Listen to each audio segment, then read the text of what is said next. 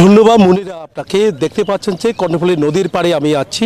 তো এখান থেকে সাগরে মাছ ধরার জন্য যে ট্রলারগুলো দাঁড়িয়ে আছে, ফিশিং ট্রলার, সেই ট্রলার নিয়ে কিন্তু জেলেরা মাছ আহরণের জন্য যায়। তারা মধ্যরাতে মাছ আহরণের জন্য তারা ছুটবে, আবার কেউ কেউ আগে বাগে কিন্তু আশপাশ এলাকায় তারা অপেক্ষা করছে। তবে যে একটা উৎসব, আমরা সাগর পাড়ে যে একটা উৎসব এখন দেখতে পাচ্ছি, যে তারা 22 দিন যে নিষেধাজ্ঞা মানার পর কিন্তু এখন মাছ আহরণের জন্য তারা ছুটবে। তো 22 দিন ধরে তারা কেমন ছিল, তো সেটা আমরা একটু আগে জেলেদের সাথে কথা বলেছি। তারা বলছেন যে তাদের যে প্রণোদনা দেওয়ার কথা রয়েছে, সেই প্রণোদনা কিন্তু তাদেরকে দেওয়া হয়নি। আমি আপনার সাথে একটু কথা বলতে চাচ্ছি যে মধ্যরাতে তো মাছ আহরণের জন্য যাবে, আপনাদের ফিশিং বোটগুলো যাবে, কেমন প্রস্তুতি আপনাদের আছে বলে মনে করছেন? সবাই মোটামুটি প্রস্তুত আছে। 22 দিন যে বন্ধটা সরকারে দিয়েছে, ওই বন্ধটা মানার পরে সবাই এখন যাওয়ার জন্য আশা করি প্রস্তুত হয়েছে। আশা করি যেটুক প্রস্তুত হয়েছে ওই সময় আমরা মনে করতেছি যে এবার মাছ অবশ্যই পাবে, কেননা 22 দিন বন্ধের মধ্যে কোনো বোট সাগরে যায়নি এবং আশা করি মাছটা পুরি আছে। এখন জেলেরা বের হবে, হাসি মুখে বের হবে, আশা করি এই আল্লাহর মধ্যে হাসি মুখে ওরা ফিরবে। আচ্ছা, এর আগেও আমরা দেখেছি 18 দিন বন্ধের পর যেভাবে এই আপনাদের যে মাছ পাওয়ার কথা রয়েছে সেভাবে কিন্তু আপনারা পাননি, তার কারণে ইলিশ কিন্তু সবাই খেতে পারে না।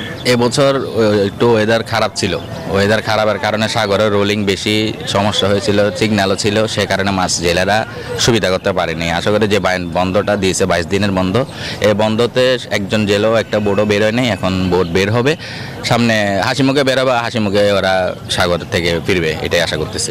অনেক ধন্যবাদ। আমরা এতক্ষণ ধরে একটু দেখানোর চেষ্টা করছি যে দেখতে পাচ্ছি যে ফিশিং বোটগুলো ধীরে ধীরে তারা কিন্তু এগোচ্ছে সাগরের দিকে। তারা কিছুক্ষণ পর কিন্তু আরও এখানে যে ফিশিং বোটগুলো আছে সেই ফিশিং বোটও কিন্তু সাগরের দিকে চলে যাবে। তবে সব মিলে বলা যায় যে একটা উৎসব, আমরা সেই উৎসবটা দেখছি। তারা আগামীকাল থেকে আবারও কিন্তু সাগরে মাছ আহরণ শুরু করবে। তো সাগর থেকে কিন্তু মাছ আসবে চট্টগ্রামের ফিশারি ঘাট, বলতে যে দেশের সবচেয়ে বড় মৎস্য অবতরণ কেন্দ্র আমরা যেখানে আছি ফিশারি ঘাট, এখান থেকে কিন্তু চট্টগ্রাম সহ সারা দেশে মাছ কিন্তু আবার সরবরাহ অনেকটা বাড়বে বলে তারা মনে করছেন। এই ছিল আমার এখানকার সর্বশেষ। ফিরে যাচ্ছে আমার সহকর্মী, অপেক্ষা করছে বরিশালের মিলনের কাছে।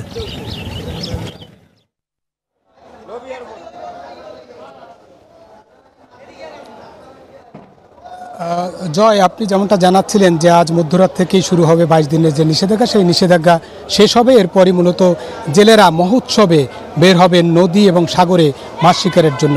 আমি বরিশালেও কিন্তু সেই প্রস্তুতি চলছে। আমরা দেখছি যে এখন যে জায়গাটিতে আমরা আছি, বরিশাল যে বোটগুলো কিন্তু সাজানো রয়েছে, আমরা সকাল থেকে দেখেছি যে কিছু ছেঁড়া অংশ আছে সেগুলো তারা মেরামত করেছে এবং সব জালগুলো কিন্তু তারা বোটে বা নৌকায় তুলেছেন।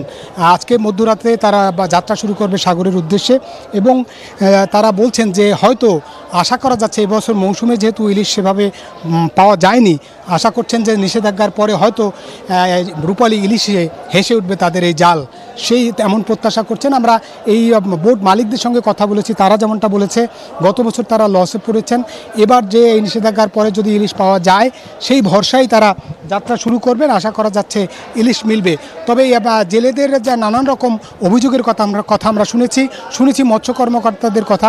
মৎস্য কর্মকর্তারা বলেছেন এবার নিষেধাজ্ঞা যথাযথভাবে পালিত হয়েছে এবং দেওয়া হয়েছে প্রণোদনাও, কিন্তু জেলেরা বলছে যে প্রণোদনার চাল তারা পাননি, অনেকেই পাননি। এবং অন্যদিকে বোট বা বিশেষ করে এই নিষেধাজ্ঞার সময় সাগরে যে ইন্ডিয়ান বা ভারতীয় যে নৌযান তারা কিন্তু ইলিশ আহরণ করেছে, ফলে বাংলাদেশের অংশে তারা কিন্তু ইলিশ না ধরলেও মাছ কিন্তু ইলিশ মাছ ধরে ভারতে নিয়ে গেছেন বলে তারা অভিযোগ করেছেন। অন্যদিকে তারা প্রণোদনা পাননি সেটা বলেছেন।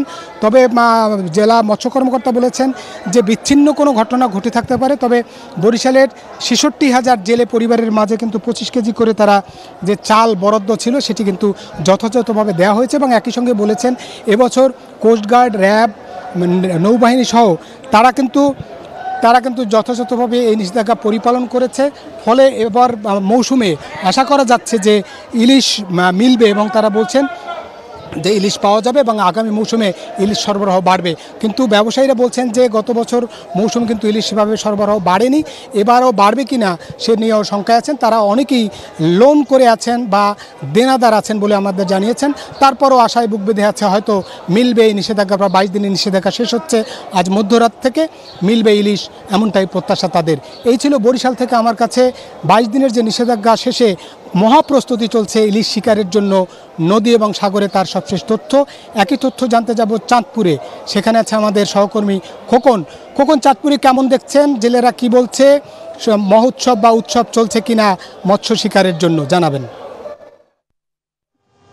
ধন্যবাদ মিরন। চাঁদপুর মা ইলিশ 22 দিনের সংরক্ষণ অভিযান আজ মধ্যরাত থেকে শেষ হচ্ছে। এরপরেই চাঁদপুরের 44,000 জেলে নদীতে নামার জন্য প্রস্তুত রয়েছেন।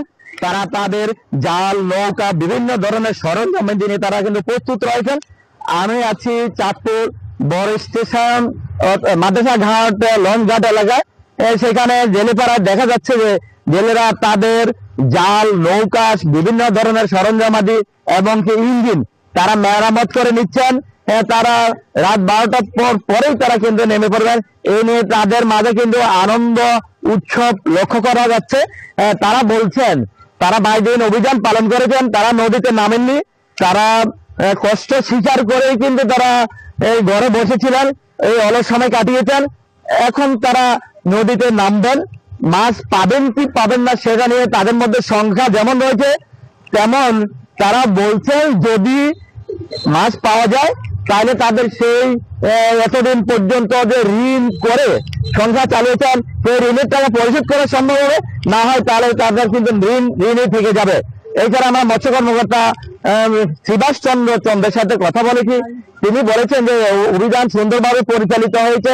কোস্টগার্ড, নৌ পুলিশ এবং মৎস্য বিভাগ কর্মকর্তারা কিন্তু সুন্দরভাবে এবার অভিযান পরিচালনা করেছেন এবং মা ইলিশ সুন্দরভাবে নিরাপদে ডিম পাততে সক্ষম হয়েছে এবং ইলিশের উৎপাদন বাড়বে বলে কিন্তু আমাদেরকে জানিয়েছেন। এবং আমি একটা পরিসংখ্যানের কথা যদি বলি, এবার মোট 54টি মোবাইলকে পরিচালিত হয়েছে, 64টি মামলা হয়েছে, 27 জন জেলেকে কারাদণ্ড দেওয়া হয়েছে এবং 45,000 টাকা আদায় হয়েছে, জরিমানা আদায় হয়েছে এবং 1.05 মেট্রিক টন ইলিশ জব্দ করা হয়েছে। তো এই ছিল চাঁদপুরের মা ইলিশ সংরক্ষণ অভিযানের সর্বশেষ। আমি ফিরছি স্টুডিওতে মনিরের কাছে। মনিরা, বান্ডেল থাকলে প্রতি সেনমানিতে টাকা বাঁচবে। বিকাশ সেনমানি বান্ডেল কিনে জিতুন প্রতি লেনদেনে।